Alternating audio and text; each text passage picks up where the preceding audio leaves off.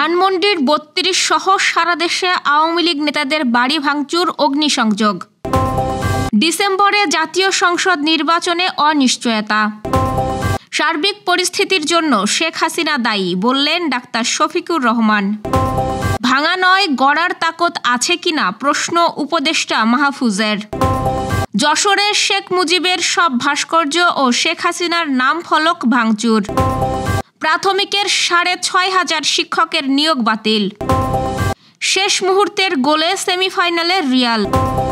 দিল্লি বিধানসভা নির্বাচনে কংগ্রেসের ভরাডুবি, বিজেপির জয়ের পূর্বাভাস। শুনছিলেন দিনের খবরের প্রধান প্রধান শিরোনাম, এবার বিস্তারিত। তার আগে গ্রামের কাগজের ইউটিউব চ্যানেল সাবস্ক্রাইব করুন এবং সব খবর পেতে ফেসবুক পেজ ফলো করে রাখুন। বুলডোজার দিয়ে ভেঙে ফেলা হলো শেখ মুজিবুর রহমানের ধানমন্ডির ৩২ নম্বরের বাড়িটি। বুধবার রাত ১১:১২টার দিকে বিক্ষুব্ধ ছাত্র জনতা বাড়িটি ভাঙার কাজ শুরু করেন। এর আগে বাড়ির সামনে জড়ো হয়ে ভাঙচুর চালায় বিক্ষুব্ধরা। এ সময় বাড়িটিতে আগুন জ্বলতে দেখা যায়।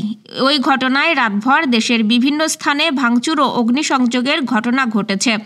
বুধবার দিবাগত মধ্যরাত থেকে সারা দেশে বিভিন্ন স্থানে ভাঙচুর ও অগ্নিকাণ্ডের ঘটনা ঘটে। এর আগে শেখ হাসিনার বক্তব্যকে ঘিরে বুধবার রাতে ধানমন্ডি ৩২ নম্বর অভিমুখে মিছিল কর্মসূচি ঘোষণা করেছিল বৈষম্য বিরোধী ছাত্র আন্দোলন, যার অংশ হিসেবেই দেশের বিক্ষুব্ধ ছাত্র জনতা শেখ হাসিনার সঙ্গে সম্পর্কিত বিভিন্ন স্থাপনা ও আওয়ামী লীগ নেতাদের বাড়িঘরে হামলা, ভাঙচুর ও অগ্নিসংযোগ করেছে। রাজধানীর ধানমন্ডি এলাকার ৫ নম্বর সড়কে অবস্থিত আওয়ামী লীগ সভাপতি শেখ হাসিনার বাসভবন সুধা সদনে আগুন দিয়েছে ছাত্র জনতা। বাদ যায়নি আওয়ামী লীগ নেতাদের বাড়িও। ঢাকা সহ দেশের বিভিন্ন স্থানে আওয়ামী লীগ সংশ্লিষ্টদের বাসভবন ও স্থাপনায় হামলা, ভাঙচুর ও অগ্নিসংযোগের ঘটনা ঘটেছে। খুলনা, চট্টগ্রাম, সিলেট, রংপুর সহ দেশের আরও কয়েকটি স্থানে আওয়ামী লীগ নেতাদের বাড়িও শেখ মুজিবের মুরাল ভাঙচুর করা হয়। প্রধান উপদেষ্টার ঘোষিত আগামী ডিসেম্বর মাসে ত্রয়োদশ জাতীয় সংসদ নির্বাচন আয়োজন নিয়ে এক ধরনের অনিশ্চয়তা তৈরি হয়েছে বলে ইত্তেফাকের এক প্রতিবেদনে বলা হয়েছে। গণপ্রতিনিধিত্ব আদেশের রাজনৈতিক দলের নিবন্ধনের অংশ এবং সীমানা পুনর্নির্ধারণ আইনের সংশোধনের কারণে আটকে আছে যাবতীয় নির্বাচনের প্রস্তুতি। কেননা এই দুটি আইনে কি সংশোধন আনা হবে সে বিষয়ে স্পষ্ট ধারণা নেই নির্বাচন কমিশনের। আগামী জাতীয় নির্বাচন আয়োজনের ব্যাপারে প্রধান উপদেষ্টার ঘোষণা ছাড়া কমিশনকে কোনো ধরনের নির্দেশনাও দেওয়া হয়নি। এছাড়াও এবারের ভোটার তালিকা হালনাগাদে প্রায় ১৮,৪৯,৩২৬ জন নতুন ভোটার অন্তর্ভুক্ত হয়েছেন, যারা ২০২৬ সালের ২রা জানুয়ারি ভোটার যোগ্য হবেন। চলতি বছরের ডিসেম্বরে ভোট হলে তারা ভোট দিতে পারবেন না। সব মিলিয়ে সংসদ নির্বাচনের জন্য কাঙ্ক্ষিত প্রস্তুতিতে বাধাগ্রস্ত হচ্ছে সাংবিধানিক প্রতিষ্ঠানটি। বুধবার রাষ্ট্রীয় অতিথি ভবন যমুনার গেটে আয়োজিত সংবাদ ব্রিফিংয়ে প্রধান উপদেষ্টার প্রেস সচিব শফিকুল আলম বলেছেন, রাজনৈতিক দলগুলোর ঐক্যমত্যে যেসব সংস্কার বাস্তবায়নের সিদ্ধান্ত হবে তার উপর নির্ভর করবে জাতীয় নির্বাচন এবছর ডিসেম্বরে নাকি আগামী বছর জুনে হবে। সার্বিক পরিস্থিতির জন্য পালিয়ে যাওয়া ফ্যাসিস্ট শেখ হাসিনার উস্কানি মূলত দায়ী বলে মন্তব্য করেছেন বাংলাদেশ জামায়াত ইসলামীর আমির ডাক্তার শফিকুর রহমান। বুধবার রাত ১১:১২টায় নিজের ভেরিফাইড ফেসবুক পেজে এক স্ট্যাটাসে তিনি এসব কথা বলেন। শফিকুর রহমান তার স্ট্যাটাসে লিখেছেন, সার্বিক পরিস্থিতির জন্য পালিয়ে যাওয়া ফ্যাসিস্ট শেখ হাসিনার উস্কানি মূলত দায়ী।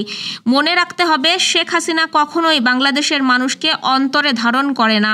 এটি তার ঘৃণিত স্বভাব। তার কিছুক্ষণ আগে একটি স্ট্যাটাস দেন তিনি, সেখানে দেশবাসীকে কোনো ধরনের উস্কানিতে পা না দিয়ে ধৈর্য ধরার আহ্বান জানিয়েছেন জামায়াত ইসলামীর আমির।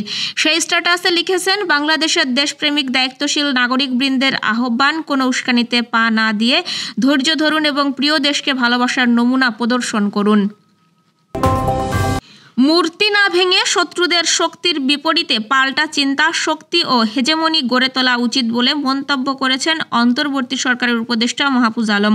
বুধবার দিবাগত রাত ২:৩০টার দিকে নিজের ভেরিফাইড ফেসবুক আইডিতে এক পোস্টে এ মন্তব্য করেন তিনি। গড়ার তাকত আছে আমাদের, এমন শিরোনাম দিয়ে উপদেষ্টা মাহফুজ আলম লিখেছেন, আমরা আঞ্চলিক ও বৈশ্বিক আধিপত্যবাদ মোকাবেলা করছি, নিছক কিছু মূর্তি বা দালাল নয়। মূর্তি না ভেঙে আমাদের উচিত আমাদের শত্রুদের শক্তির বিপরীতে পাল্টা চিন্তা, শক্তি ও হেজেমনি গড়ে তোলা। ভাঙার প্রকল্প থেকে সরে এসে দিনকে দিন আমাদের গড়ার প্রকল্প হাতে নেওয়া উচিত। মাহফুজ আলম লেখেন, রাগ, ক্ষোভ, ঘৃণা নেতিবাচক এনার্জি, কিন্তু অভ্যুত্থানের পর আমাদের এসব এনার্জিকে ইতিবাচক রূপান্তরের সুযোগ তৈরি হয়েছিল। এখন সে সুযোগ হারিয়ে যায়নি। আগামী অন্তত 1 দশক ব্যাপী দীর্ঘ গণতান্ত্রিক ও আধিপত্যবাদ বিরোধী লড়াইয়ের জন্য আমাদের সৃজনশীল শক্তিকে কাজে লাগানো দরকার।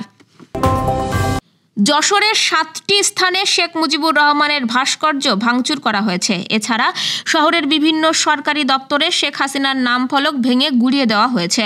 বুধবার রাত 11:30 থেকে শুরু করে মধ্যরাত পর্যন্ত বিক্ষুব্ধ ছাত্র জনতা এসব ভাঙচুর করে। গণ অভ্যুত্থানে পতনের পর দেশ ছেড়ে যাওয়া শেখ হাসিনার অনলাইনে ভাষণের ঘোষণা দেওয়ার প্রতিবাদে এসব ভাঙচুর করা হয়।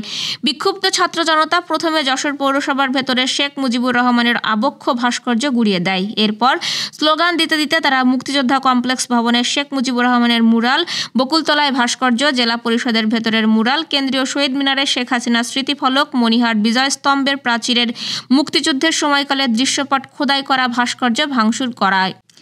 এরপর স্লোগান দিতে দিতে তারা মুক্তিযোদ্ধা কমপ্লেক্স ভবনের শেখ মুজিবুর রহমানের মুরাল, বকুলতলার ভাস্কর্য, জেলা পরিষদের ভেতরের মুরাল, কেন্দ্রীয় শহীদ মিনারে শেখ হাসিনার স্মৃতিফলক, মনিহাট বিজয় স্তম্ভের প্রাচীরে মুক্তিযুদ্ধের সময়কালের দৃশ্যপট খোদাই করা ভাস্কর্য ভাঙচুর করে।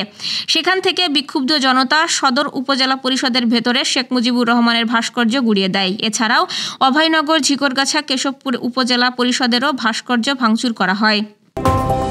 ঢাকা ও চট্টগ্রামে সরকারি প্রাথমিক বিদ্যালয়ের সহকারী শিক্ষক পদে 3য় ধাপে কোটায় নিয়োগপ্রাপ্ত 6,531 জনের নিয়োগ বাতিল করেছেন হাইকোর্ট। উচ্চ আদালত এই নিয়োগ বাতিল করে মেধার ভিত্তিতে নিয়োগের নির্দেশ দিয়েছেন। বৃহস্পতিবার এ রায় দেন হাইকোর্ট। এর আগে গত 31 অক্টোবর সরকারি প্রাথমিক বিদ্যালয়ের সহকারী শিক্ষক পদে 3য় ধাপে ঢাকা ও চট্টগ্রাম বিভাগের চূড়ান্ত ফল প্রকাশ করা হয়।